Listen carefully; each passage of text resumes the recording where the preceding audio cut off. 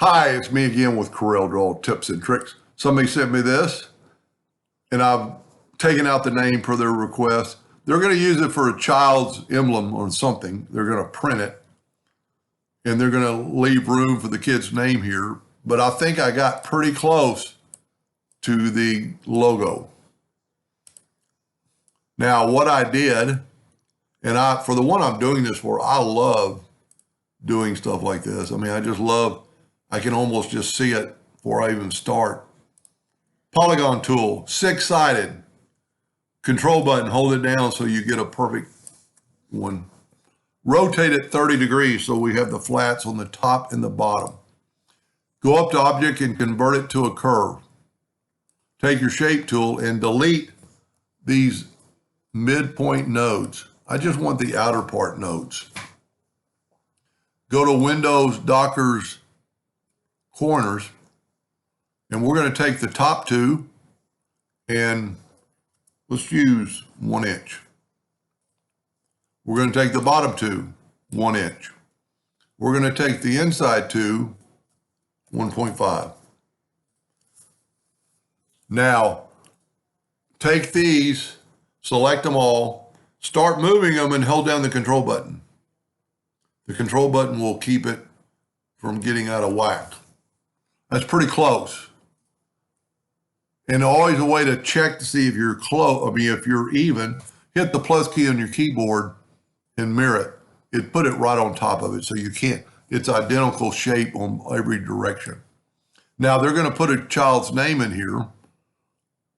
And the M must be the team name or something, or starts with an M, or the city, I don't know. But I'm going to type out the capital M. And I'm just using Arial. And I'm going to go to Arial Black, which a lot of people, I've already used it, but if you go right here and highlight Arial, all your Arials will be right here. So there's Arial Black. Now, it doesn't really look like the M.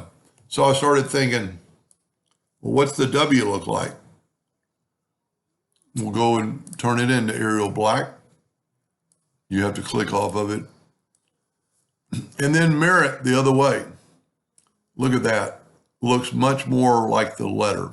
Now, I'm going to hit P and put it in the center of the page. I'm going to hit the P and put it in the center of the page. Now we need to make this other ring. And I have found, I'm going to move this out of the way for a second. When you contour, so I'm going to go to Effects and Contour. If you contour even with rounded corners into the inside, the corners are more square than you want. So contour to the outside with rounded corners and you get a more rounded corner. Then at that time, go up to Object, Break Contour Part, and now you can resize it whatever you want by holding down the Control button or the Shift key. Now I'm going to hit P and put them in the center page. I'm going to hit P, put it in the center of the page, and I'm going to hold down the Shift key and I'm going to let it grow.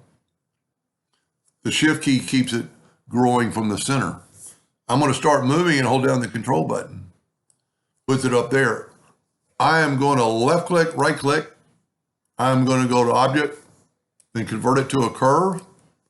And then all I have to do is take and this would be a benefit to use the nudge key on, like, let's see how big this thing is.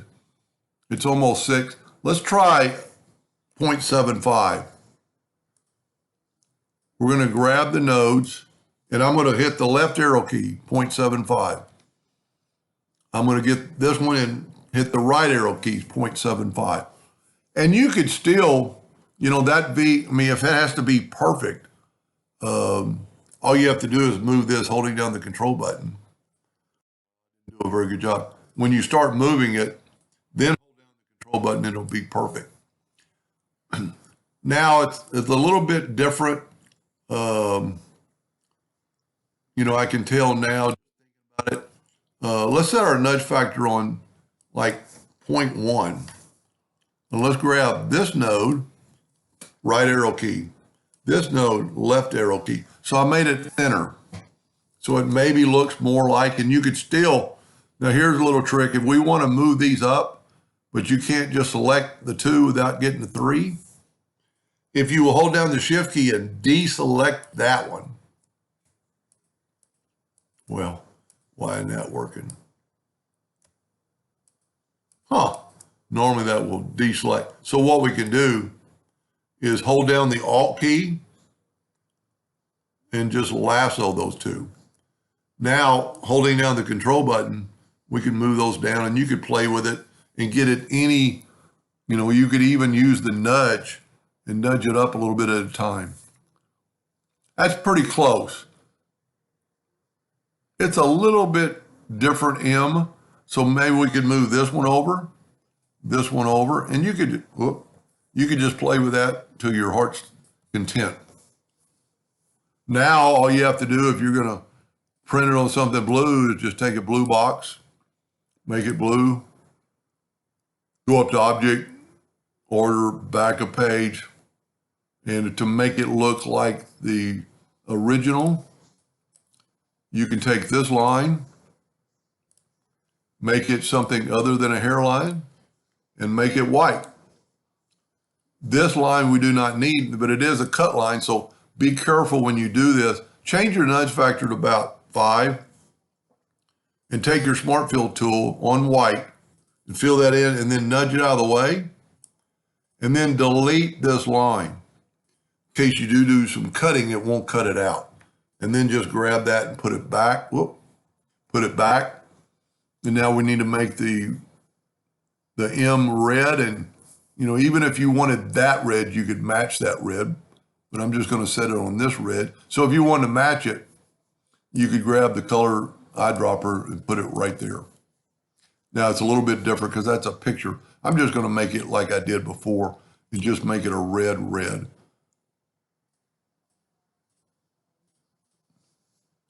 Then they're going to put somebody's name in here. Anyway, I hope that helped. I hope they helped them a little bit. And thank you for watching.